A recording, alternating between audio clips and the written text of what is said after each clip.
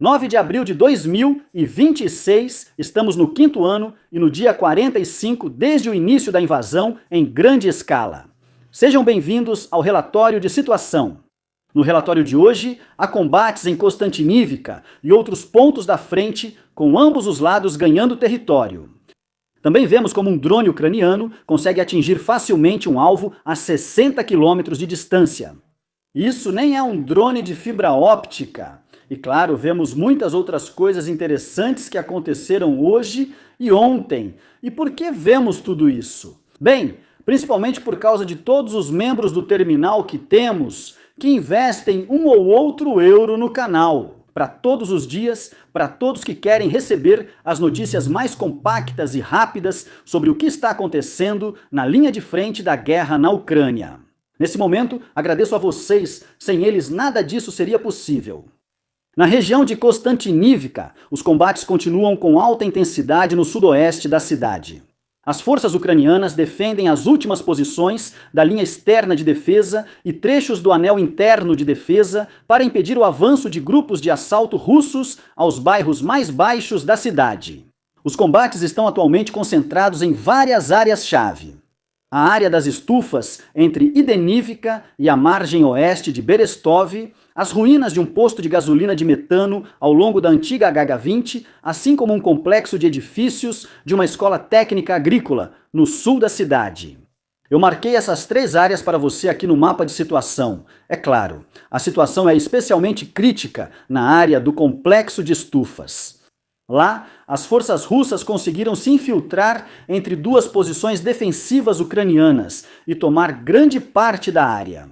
Com isso, surgiu uma brecha exatamente na junção de 2 unidades. Assim, as forças russas alcançaram áreas residenciais próximas e fizeram as primeiras incursões nos bairros ocidentais da cidade. Na área do posto de gasolina Metaten, o quadro de combate é confuso. Após contra-ataques ucranianos, as linhas ali se misturaram em alguns pontos. Forças russas controlam a maior parte de Berestov, enquanto unidades remanescentes ucranianas continuam mantendo pontos isolados de resistência nas faixas de floresta adjacentes e diretamente no posto de gasolina.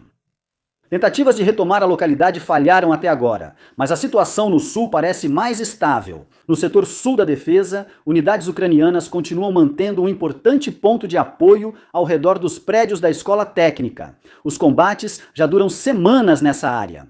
Após avanços diretos serem repelidos, os ataques russos se intensificaram ao longo da linha férrea. As forças russas avançam gradualmente pelas faixas de mata, sob controle em direção aos prédios externos do complexo. No geral, observa-se um cenário em que a defesa ucraniana continua resistindo, mas está cada vez mais sendo superada. As forças russas conseguem avançar entre determinados trechos e romper a linha, como podemos ver claramente aqui no mapa. Os russos pressionam muito os ucranianos, mas em outras partes da frente a situação é diferente. Na região de Stepmohorsk, há sinais crescentes de avanços ucranianos que dificultam ainda mais a situação das forças russas. Não é uma grande ruptura, mas movimentos que fecham o espaço gradualmente, agora mais perceptíveis. Já analisamos nos últimos relatórios. Segue uma breve atualização. As unidades russas estão em posições com liberdade de movimento muito limitada. Principalmente esta área aqui, entre as 2 direções de ataque ucranianas, é a que está sendo especialmente mencionada. As rotas ficam menores, as possibilidades de retirada diminuem e, acima de tudo, o abastecimento se torna mais difícil de manter. Esse é o ponto em que a dinâmica começa a mudar. Não por um só golpe, mas porque as unidades são gradualmente pressionadas a posições ruins, já que os ucranianos querem quase cercá-las. O abastecimento do lado russo, aliás, já teria sido interrompido há alguns dias. Quando o abastecimento falha e os movimentos se tornam mais arriscados, as perdas aumentam mais rapidamente e, ao mesmo tempo, a capacidade de reagir de forma coordenada diminui. Por outro lado, ratos e camundongos encurralados também mordem com mais força. Acho que, levando em conta a limitada disponibilidade de efetivo do lado ucraniano, um cerco seguido de deixar as unidades russas sem suprimentos ainda parece muito mais lucrativo e provável do que enfrentá-las à força. Isso poupa perdas próprias, mas custa tempo e pode dar ao inimigo a chance de romper o cerco ou se reforçar de outra maneira. Atualmente, parece que o lado ucraniano está exatamente exercendo essa pressão, enquanto a Rússia é forçada a reagir, em vez de ditar o ritmo por conta própria. Porque os russos, pouco antes dos ucranianos iniciarem ataques e contra-ataques, tentaram avançar por este curso d'água até este ponto. Assim, eles ficariam no flanco da nova linha de defesa ucraniana, construída aqui há quase 2 anos, ameaçando diretamente essa posição. Um pouco mais ao sudoeste, exatamente nesta área, no local marcado pelo alfinete azul. Estamos aqui na região de Kherson, no norte da Crimeia. E nesse ponto marcado pelo alfinete azul, um drone ucraniano Bulava atingiu um veículo militar russo a cerca de 60 quilômetros da linha de frente. As imagens evidenciam o impacto e a destruição do veículo. A distância é o fator principal. 60 quilômetros atrás da linha de frente indica que o alvo não estava na zona de combate, mas em uma área geralmente vista como segura para operações logísticas. E agora, um dos 2 Maxes que eu conheço, que estão na Ucrânia, vai me dar uma bronca. Eles sabem da situação, pois 60 quilômetros da linha de frente já não é seguro. Porém, pelo que sei, isso não deveria ser regra. Antigamente, diziam que 20 quilômetros da linha de frente eram seguros. Aí eram 40, depois vieram os drones de fibra óptica e logo chegamos a 60 a 80 quilômetros. Mas, analisando o número de ataques, acredito que ainda é possível dizer com relativa segurança se eu indicar uma distância de 60 quilômetros. Vamos continuar falando de drones. Em um combate sobre um território ocupado, houve um confronto direto entre um sistema russo de defesa antiaérea, Tor, e vários drones ucranianos, F-2. O primeiro drone filmou o lançamento dos mísseis interceptadores, mas logo foi abatido por um deles. Outro drone foi interceptado, indicando o sucesso inicial da defesa antiaérea.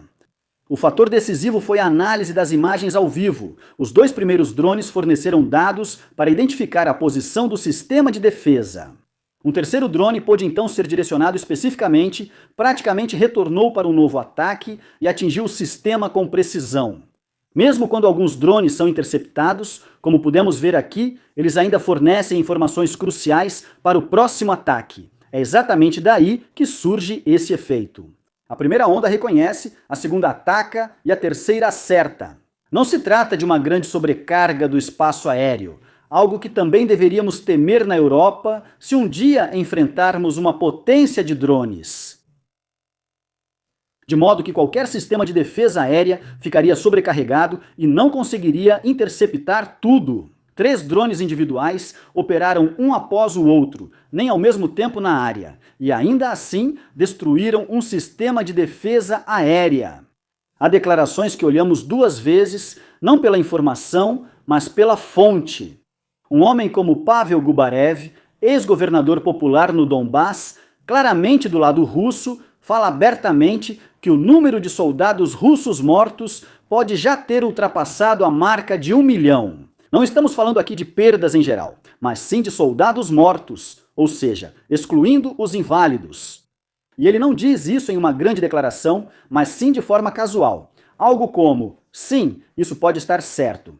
Ele menciona perdas diárias de centenas e milhares por mês, talvez até dezenas de milhares, com uma estimativa simples. Agora, não é possível verificar esses números de imediato, pois vem do lado ucraniano. Porém, pessoas conhecidas do lado russo também comentam sobre isso. O interessante, então, é novamente o que ele diz e, principalmente, quem está dizendo isso. Quando esses números vêm de fontes ucranianas, muitas vezes são classificados como propaganda ou tendenciosos. Mas quando alguém exatamente desse meio pró-russo de repente apresenta tais dimensões, isso ganha uma qualidade totalmente diferente, e esse é exatamente o ponto. Mesmo com um número impreciso, a declaração indica a ordem de grandeza considerada por eles. Não mais números altos, nem muito altos, mas em patamares que há alguns anos seriam completamente impensáveis. A Rússia e a Ucrânia trocaram novamente os corpos de soldados mortos. Segundo informações russas, foram entregues 1.000 corpos de soldados ucranianos, enquanto a Rússia deveria receber 41 corpos em troca. O lado ucraniano confirma o recebimento dos 1.000 corpos, mas destaca que a identificação ainda está pendente. Peritos forenses estão atualmente verificando se realmente se trata de soldados ucranianos antes que os corpos sejam entregues às suas famílias, pois em uma troca realizada há cerca de um ano, os russos também enviaram seus próprios mortos e os trocaram pelo mesmo número de mortos russos que estavam do lado ucraniano. E é exatamente isso que precisa ser verificado agora. Agradeço aos assinantes, membros do canal, ao Gen Crew e em especial ao Tenente Coronel Renek. Você finalizou com Meyerhofer. Inscreva-se, curta, comente e até o próximo relatório.